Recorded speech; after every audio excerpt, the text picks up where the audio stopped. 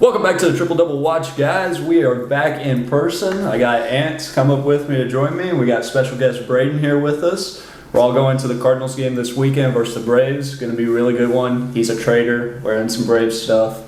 I had to retaliate. So, obviously, since we're such a big channel already, if you need an autograph, just pull up to Bush this weekend. Yeah. We'll be there. But regardless, ready if you want one. Yep. So we got our Cardinals fan guests. We're going to the Cardinals game this weekend, so we're going to do a Cardinals video today. We're going to talk about Pujols, Goldie, all their hot stuff, the trade deadline, how that went well, looking ahead towards the playoffs, some of the rotation, stuff like that. But let's get right into the man, the legend, The myth, the legend. the man, the myth, the legend. Yeah. Albert Pujols. Yeah, he's on the chase for 700. What do we say he's at now? 693, I believe. Is it 693? I think it's 694. Is it 4? Might need a fact check on that. I don't know. But regardless, A-Rod's sitting at 696, so that's looking very obtainable now. A-Royd? Huh? A-Royd? A-Rod, yeah, Roy, yeah. Yeah, he's at 693. 93, okay, so he needs 3 to tie A-Rod, 4 to break it, and then he needs 7 to get to 700. So, easily attainable. He's getting it For this sure. weekend. Yeah. Yeah. We'll be there for it. yeah, that'd be 6, wild. 7 in 3 games. So, I mean, the emergence, he was hitting over 500 in a 2-week span. Player of the week last week. Yeah, and Player of the week. Exactly. With another Cardinal. And a lot of it was against lefties, but he put together some really good at-bats against righties still too, hitting singles and doubles all over the field. So, I mean, it's been amazing. It really has. Yeah, it really is. It's going to be awesome. We're going to be there the last homestand. I hope he can get it by then. It'd be crazy if he hit 700 that Yeah. weekend. Yeah. What do you mean? He's doing it this week. He's doing it tonight in a 20-inning baseball game. He's going to hit 7 for 7, 7 home runs. Can you imagine? But They yeah. would hit him like Franmil Reyes at that point. Do we think Pujols has kind of worked himself into a spot to start almost every day, even against righties? It seems so. We're going tonight against the rookie of the year Strider, and he's in the lineup. So it's partially because of the whole storyline, I would say. But he's been hitting. He's co-player of the week. I mean, he's playing very well. So. And the All-Star break was just, his numbers since the All-Star break are insane. I mean, he was sitting barely above 200, and now since the All-Star break, he's arguably, now in less play appearance than other top guys, but arguably been the best player, batting, I think, near 400 or something since the All-Star break. 276 on the year now. So, but moving on, we'll talk about the trade deadline some too. So, we were in the Soto sweepstakes. We kind of backed out of that, probably for the best, but you never know. Would have definitely been exciting to have. Yeah, so Soto sweepstakes, what did you think about it? Are you happy that we didn't get him, or? I felt like with this year, having the big storyline, Wainwright, Molina, Pujols, all their final years, trade the prospects, get that guy, win a World Series with their last year. If we win it next year after, it doesn't mean as much because we don't have those guys with us anymore, Yeah, I totally get that too, and that was like half of my thought process, and the other half was like the asking price got steeper and steeper as time went on. It was probably going to include Carlson. Yeah. We, in retrospect, then traded Bader as well, so we would have probably had Newbar, O'Neill, and Soto in the outfield, which is not really a true center fielder in that. So I don't know. If we do make the Soto trade, does the Montgomery trade still happen? No, absolutely but not. Bader's still probably out for This is true. Exactly. maybe the playoffs. Yeah. He's got the same injury as Pujols had. Yeah. But let's talk about the trades we did make then. So I don't think we've talked about it on the channel fully yet, but we traded. We mentioned it in our trade deadline video, but we didn't go in depth. We traded Harrison Bader for Jordan Montgomery, and then we traded. We didn't trade much for Quintana. We traded Oviedo and Quintana? Is that? Yeah. Quintana? Yeah. Guess I'm doing the American. Anyway, we got him and Chris Stratton, who still might be nice too in the back end of the bullpen. You're forgetting about JoJo Romero. Yeah, we did trade him. We traded Mendoza, and we got to see him in Philly. That's true. In Atlanta. And JoJo Romero looks pretty good too. He looks promising for sure. Well, the only thing I know is that video of him crushing a Red Bull before he heads in. Exactly. So Gets me hyped. But the main takeaway from it so far has been Montgomery. Quintana has been good too. But let's talk about Montgomery some. He just recently had 9-inning shutout game, 95, 96 pitches or whatever. we got to be loving the trade so far, right? Well, yeah. I mean, from a legit standpoint, looking at the team, obviously, it's a little painful to lose Bader, but he's been. What's he giving up? 1 or 2 runs in 4 starts? Total. 1 run in 4 starts. Yeah, that's insane. Pretty crazy. So we were talking about him on the way up. We think it's because he can grow a beard that he's doing so good. So I could legit see that. Some guys just like it really messes with them. I feel. we like. also said Harrison Bader just lost all his powers. Yeah, I know. Yeah, exactly. Doesn't have the flow anymore with the beard. Yeah. It's gonna be just an average guy. It's obviously been like looking at it from the game standpoint, it's been a crazy steal of a trade to me. Yeah, and you go back to last year's trade deadline when we got Happ and Lester. We never viewed those guys as potential playoff pieces. Even it was just get us through the regular season. Yeah. But now Montgomery and still definitely Quintana look like guys that could be in the postseason rotation if we get there. So, but moving on, let's talk about the MVP, unless he literally bats 100 the rest of the season. I imagine Paul Goldschmidt. Yep. What is his stats right now at the time? He's hitting .339 on the year, 33 homers, 105 RBIs. His OPS is a 1,057. 34 doubles. That's crazy. It's insane. And I mentioned it to you 2 or 3 weeks ago, but now it's kind of on the scene for real. The possibility of a triple crown. It is. And it's really real now. He's by far leading in average. He's like 2 homers behind. And he's 2 homers behind only one Schwarber. now. Well, Schwarber hit 1 last night too. Ow. Yep. Darn. But leads in RBIs. But he's one Schwarber injury cold streak away from maybe taking it pretty easily, potentially. Yeah, it's wild. So. And there hasn't been an NL Triple Crown since what, the 30s? It was like the 30s, so it'd be insane. And then you go down the list, and Arenado may finish second in MVP voting himself. He's hitting 300, 26 homers, 82 RBIs, 921 OPS. If you take Goldie out of this, he's maybe a front runner. Yeah, he's at least like between 2 and 4. Yeah. So, and now he's a dad. Or he's about to be. He's been put on paternity leave. Was his kid born yet? We don't have any confirmation on that. Okay, well, he's about to be a dad, and that gives you superpowers in baseball. Helsley is now. Yeah, so Helsley's going to be throwing. Helsley's already got a sub-1 ERA on the year. Helsley was throwing 102 before. Now that he's a dad, he's throwing 108 when he comes back. Oh, wow. He's just got superpowers now. That's what it does to you in baseball. Yeah, I was mentioning this. I don't know if I mentioned this to you, but go back 9 months from now, and it was the beginning of the lockout. So I kind of put 2 and 2 together finally, but it makes sense. Yeah, it's dad power coming to the Cardinals like we already needed it. Yeah, yeah. So, devil magic or baby powers? Yes. Devil baby magic. Whoa.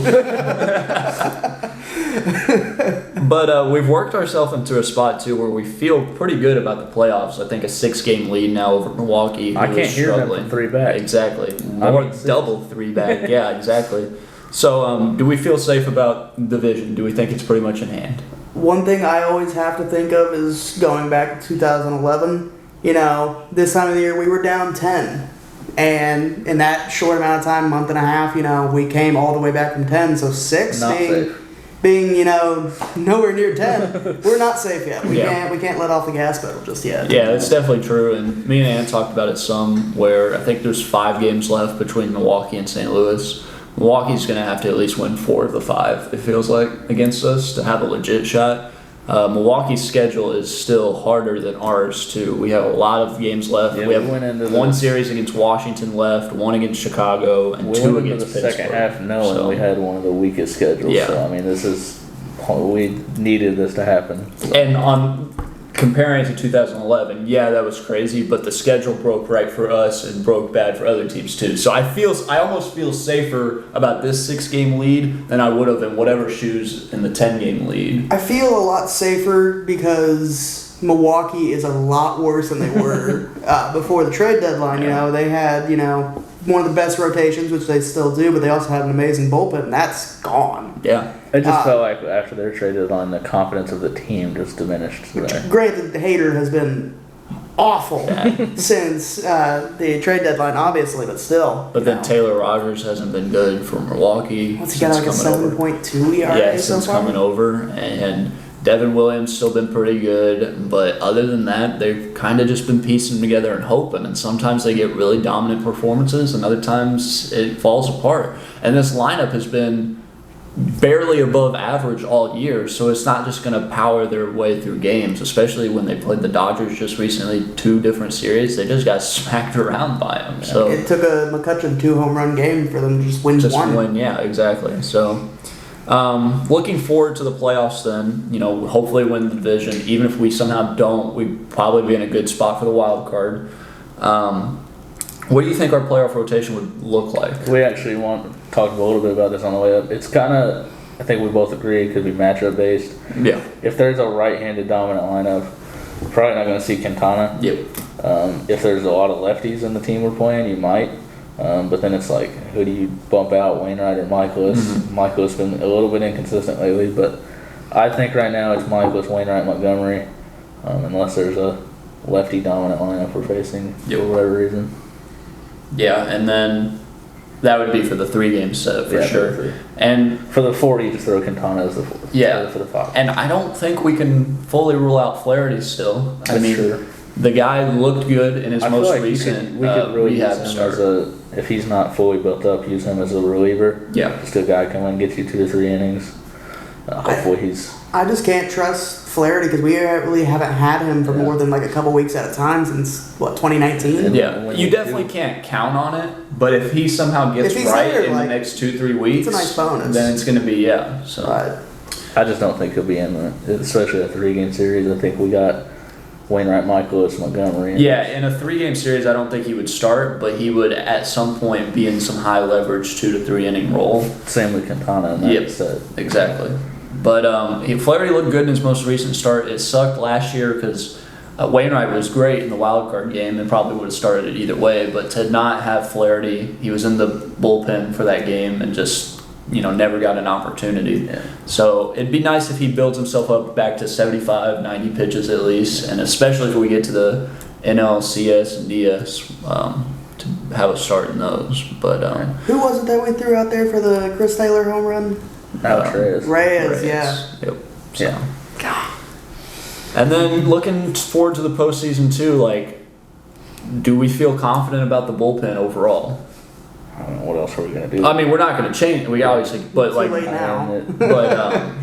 We just sent Packy Naughton down, so that hurts. Which we'll have to bring him back up if we do go up against the Dodgers. Yeah, he's a Dodger killer. He owns the Dodgers. He's got to come up for that. Yeah, I mean it's not the greatest, but I'm pretty confident in our closer. I know that. Yeah.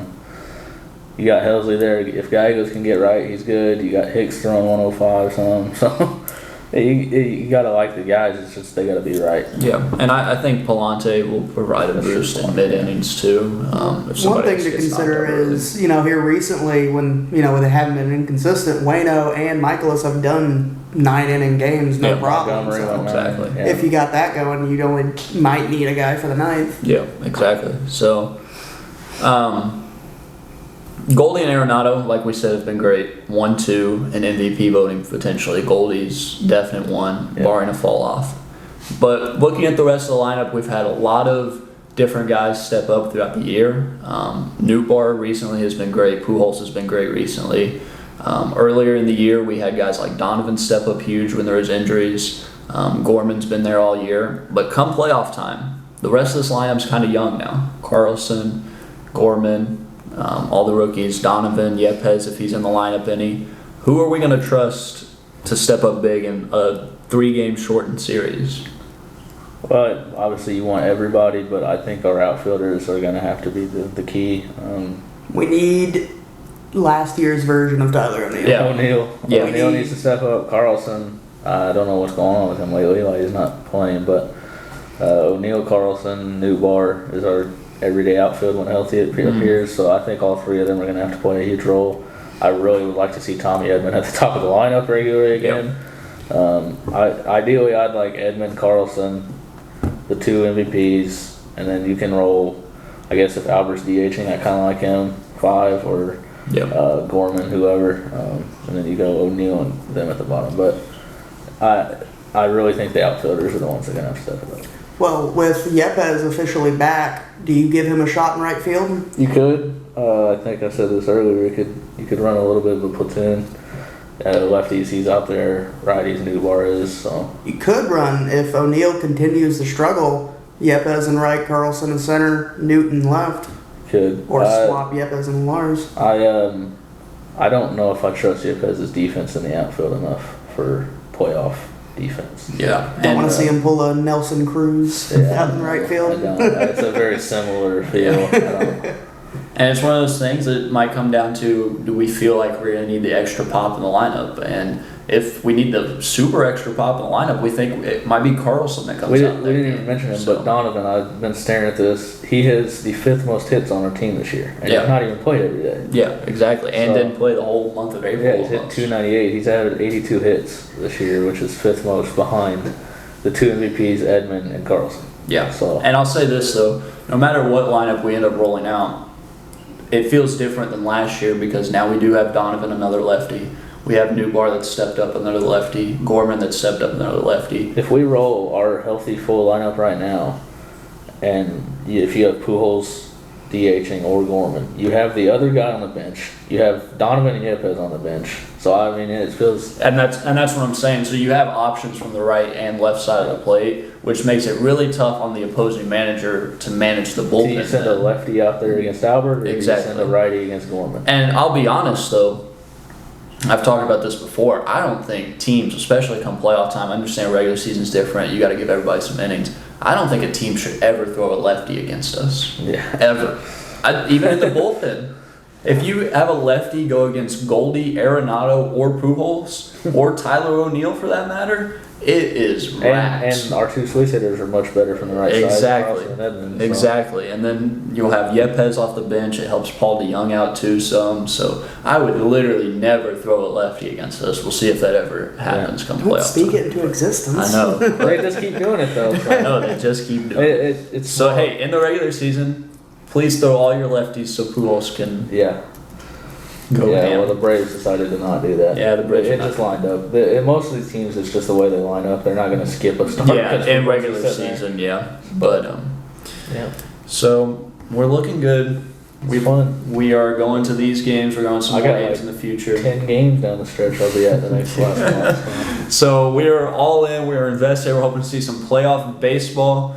We appreciate you guys joining us for this video. We'll have some more in-person ones recorded too soon, so be on the lookout. Until next time. It's fun having Brady. Yep, for sure. He might make one more appearance or something. We might do more videos later. So we appreciate you guys. Peace.